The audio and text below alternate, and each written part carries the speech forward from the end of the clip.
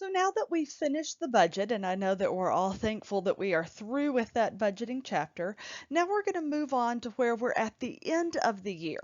So we're at the end of the year, we've now applied or implemented our budget all year long, and we're looking back and comparing our actual results with what we had budgeted or what we had planned for. So I want you to keep in mind if our budget year is January through December, then we probably made the budget. So we did the stuff we did last week in chapter 7, probably in July, August, September at maybe the latest. So let's say that that was July, August, September of 2025. Our budget was for 2026, and now it's the beginning of 2027. So we're almost 18 months after we've made that budget when we're actually now looking back, comparing our actual results with what we had thought, hoped, planned to happen. So, one of the things that we find in industry and business is that a lot of times these budgets are used as goals and they're used as performance evaluation measures. So, when you're having your performance evaluation meeting with your supervisor, they're going to look at these budget goals, these benchmarks that have set and said, did you meet those or did you not? So before we are evaluated based on something like that, we want to make sure that we are evaluating fairly. So again, we are over here in this control emphasis. So we're looking at how the budget played out compared to how it actually played out compared to what we budgeted. Some of things will have gone pretty close according to plan. Some things may have gone way off, not according to plan. As again, as I'm recording this here in July of 2020, I seriously doubt that anybody had planned for a worldwide pandemic at this point. So I think everybody's budgets are shot at this point. So we need to go through, as we're going through and evaluating these, we want to make sure that we are looking at it from a perspective of number one, are these things that we could control or not control? And we'll talk about that a lot more in the next chapter, in chapter 9. But we also want to look at it and make sure that we are comparing apples to apples, let's say, because we may have made our master budget at a one level of activity. The master budget is called a static budget because it doesn't change. It's for one level of activity. So going back to chapter 7, when we were Smart Touch Learning and we were planning on selling these tablet computers, we stated with, hey, we're going to sell 500 tablets in quarter 1. And then we based all of the budgets off of that. We determined how many units we need to produce, how much materials we need to buy, how much labor we needed to plan for, all of that off of 500 units. Well, what do you think the likelihood is that we sell exactly 500 units? Probably none, right? So when we are comparing our actual results with our budgeted results, we want to make sure that we are comparing actual results with a budget that is representative of what actually happened. So a budget performance report is just a report that summarizes what actually happened, what we budgeted, and what the difference is. That difference is called a variance. A variance is just a fancy word for differences. Differences can be good, differences can be bad. So we will have variances that we identify as favorable, meaning this is a good variance, this was in our favor. Or we'll have variances that we identify as unfavorable. This is a bad variance. This is not in our favor. So the static budget variance is just the difference, all these differences that resulted because we did not sell exactly 500 units. So let's say that we sold 510 units. Then we would have some variances, we'll have some items that are over budget, and that would be a bad variance. But they're only over budget because we sold an additional 10 units. So let's take a look at what we're talking about.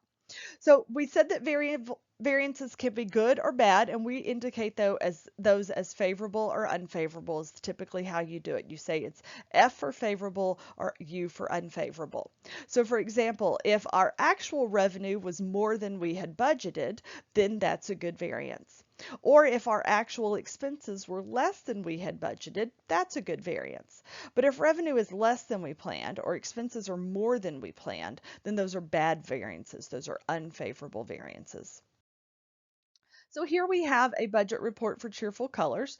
We see their static budget was planned to produce and sell 50,000 units. So Cheerful Colors is a crayon company, and I'm assuming 50,000 units is 50,000 boxes of crayons.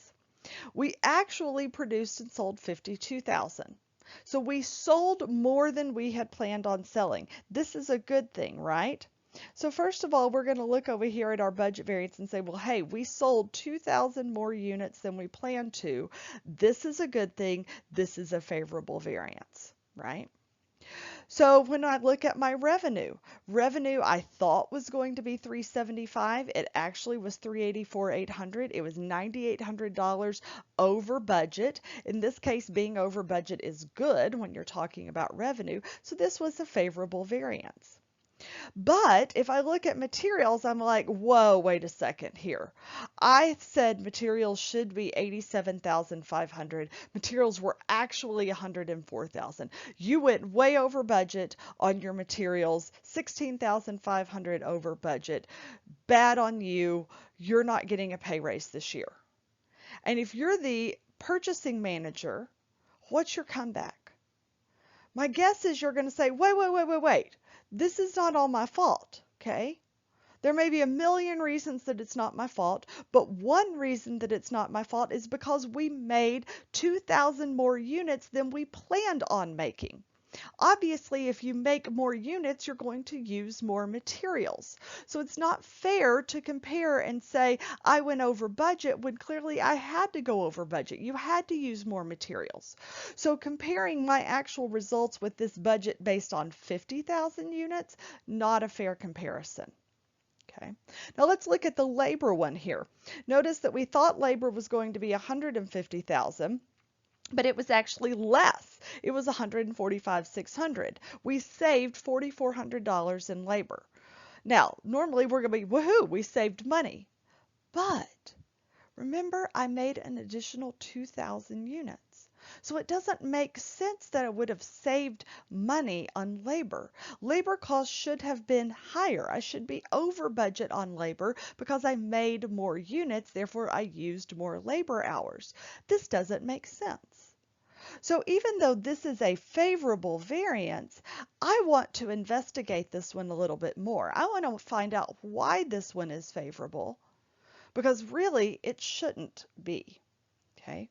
Now, if we jump down here to our fixed cost, we wouldn't have expected any change at all in our fixed cost, but we see some slight changes. Our fixed cost went down for manufacturing and went up for selling and administrative. I might want to ask about that, just inquire. Hey, why did these fixed costs change? Maybe we renegotiated a contract or, something like that. We had some turnover in salaried positions. I don't know what it was, but it's just something to look at.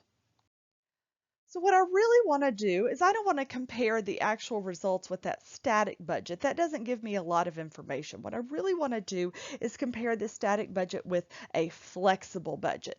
So the flexible budget basically takes all of your per unit budget data and it converts it. It says, well, hey, what if I had always planned to make 52,000 units?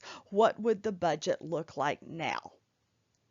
So this is again a fantastic way to use Excel. And if we were in class, I would have pulled up an Excel document and I would show you we had our budget plan for 50,000 units, but boom, I'm going to change it to 52,000 and it's now going to redo the whole budget saying how much should I have spent on materials if I had always planned for 52,000? How much should I have spent on labor if I had always planned for 52,000?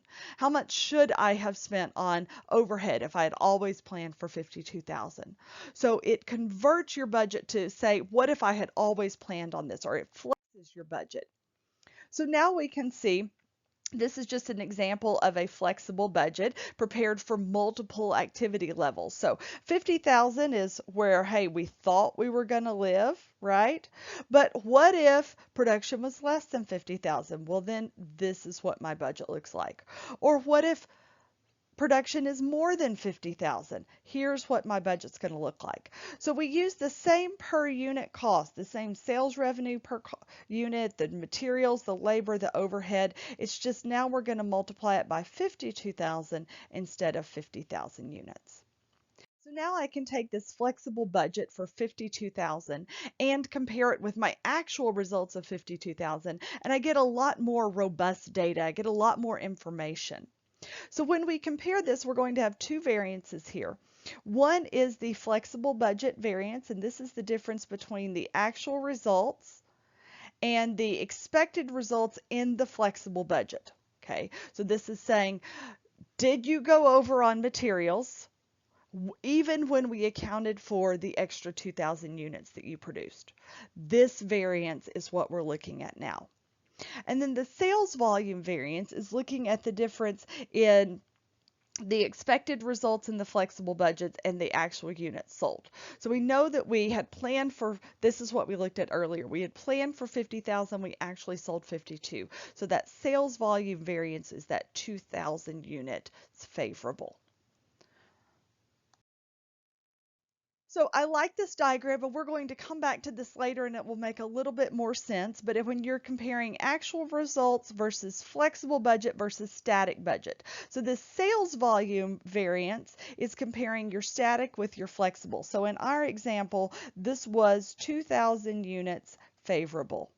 Now we're getting ready to look at our flexible budget versus our actual results, and this will give us this flexible budget variance. So now when I compare, here we can see we have 5 columns actually. So I have my actual results at 52,000, I have my flexible budget results at 52,000, and I have my static budget, what I originally prepared at 50.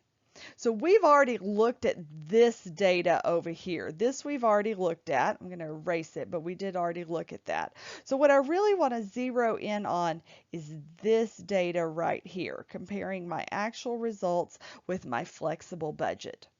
So here I can see, let's look at this for a minute. I was all excited because sales revenue was 15,000 more than I had planned. But when I look at the flexible budget, if I were selling 52,000 boxes of crayons, I would have expected revenue to be 390,000. It really was only 384,800.